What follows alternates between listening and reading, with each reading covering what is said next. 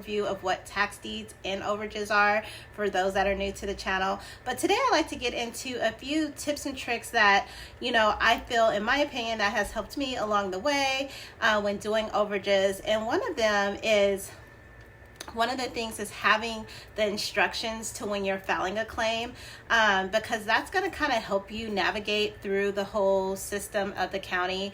But most importantly, I just encountered something, and so I always like to do videos like when I'm like, that's probably something somebody should know. So of course I always tell my students, the first thing after getting a list is to go over the instructions and formulate a checklist.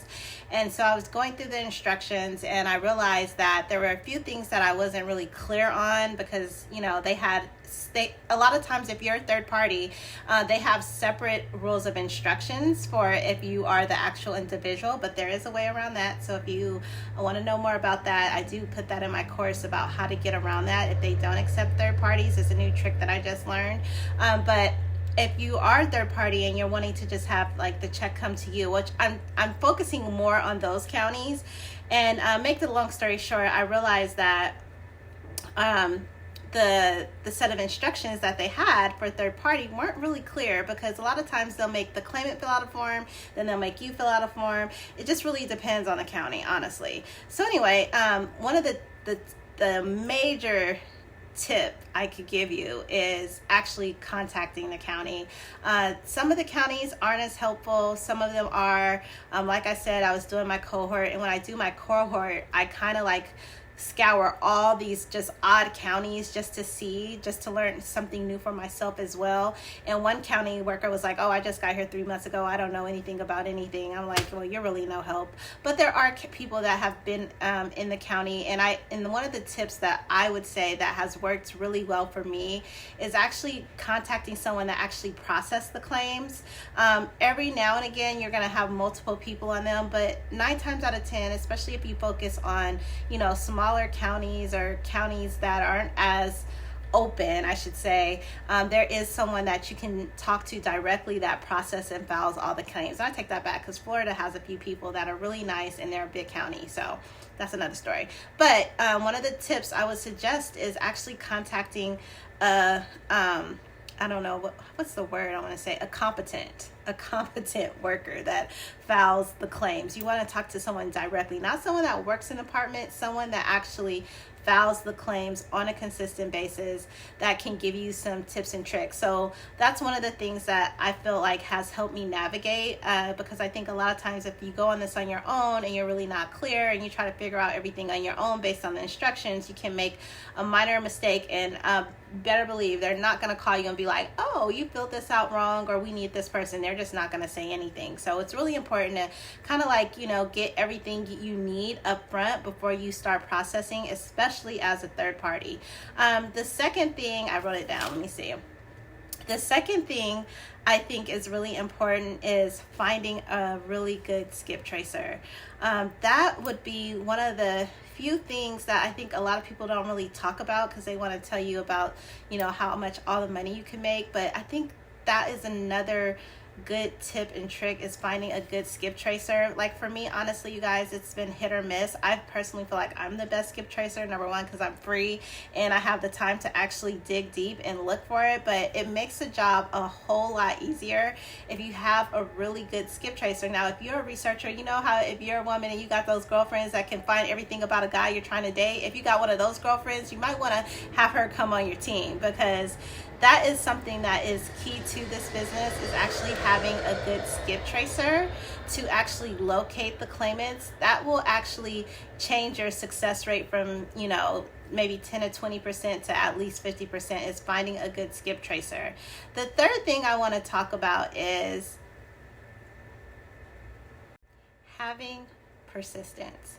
Because you can get a good skip tracer and you can have all the tools you need, but if you're not persistent with contacting them, you just might as well just forget it. I mean, I always tell people, I try to sometimes be like, I give you guys everything, or I'm helping you and I'm walking you through this, or some of my students call me and be like, I got this and I got the contract, and I'll follow up. I can't follow with everybody, but sometimes when people are consistently calling me, they're kind of like on the top of my mind, so I'll reach out and I'm like, what happened to that client? They were like, oh, I got so busy, I forgot.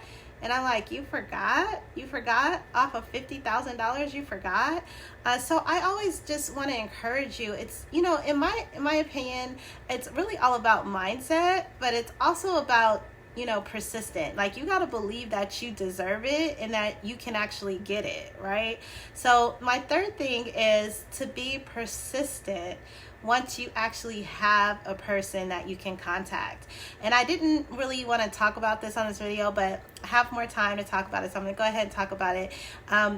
In 2023, I'm working on it now, is I'm really thinking about more of a partnership, because when I've asked some of my past students or my past clients on, you know, what stopped them, most of the time it's, you know, time or something got in the way. So I am going to be doing a partnership program that I will allow only those people that have already been a part of my program or that have signed up for the course, because I need you to know some of the knowledge.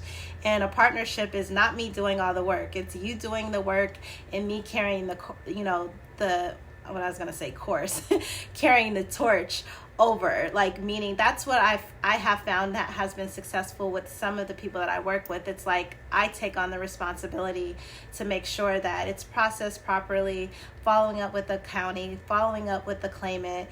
So I am going to be doing that, but that will only be for my premium package exclusive clients, those people that are actually going to put in the money but also going to put in the work, because just like you guys probably don't even know how much work I put into these cohorts. So that's why I don't have them as often as I do anymore, is because I realize it takes so much time for me to do them, that it's like I could actually be making this money myself. But I also want more people to have more successes. And like I said in the beginning, I can't do all these leads by myself. I honestly, once I get 3 people and I know that it's them, I just hone in on them. You know, I hone in on those 3 people. And I'm not so much like a collection agency, because I'm trying to give them money, right? But I'm not coming out the gate telling them, oh, there's money owed to them. I'm more so asking questions that would qualify them to know that they're actually the people, right? Because you don't want to right away say, hey, I have this money out there that's owed to you, because then that sounds like really scammy, because they're gonna be like, well, why are you calling me? I should know this myself. So I always tell people it's really about, you know, building rapport, and, you know, just experience. Like I tell everybody in my and I think I said this on a video before, the first time I lost like I think it was like 200,000, I can't even remember now, but it was all because of lack of experience. I didn't build that rapport. I actually knocked on their door and went straight up to them and were like, hey, I got some money for you. And she was like, whoa, like, who are you? And, you know, she was really skeptical. And so that experience taught me to build rapport first. But to sum this video up, there's 3 things that you should do as some small tips and tricks to overages. 1, finding the person that actually does and process the claims that is competent. Number 2 is reviewing and going over the instructions before you call the county worker. And then number 3 is actually having a skip tracer. And I guess there's 4, because I said that, you know, you got to be persistent. But those are the 3 major things that I've like looked over and said, okay, how was I successful with these overages? And those were some of the main things that are little small tips and tricks that will help you along the way. I hope this helped. Please don't like and subscribe. If you have any questions, please put them down in the comment section. If you want to know more, I do have a free tax deed guide. And if you're interested in joining my cohort where we do them together, you get your own claimants, but I pretty much laid all the groundwork for you. I will be having a cohort on November 14th, and the link is below, or it should be on this video. Either one, you could click it and you should be able to sign up. Have happy investing. Don't forget to like and subscribe, comment, ask questions, and click the link below if you want to join our cohort, which is going to be November 14th. Or if you want to just purchase the course and do your own self-study, that's also at the link below. And also too, don't forget to like, subscribe, or comment. Happy investing.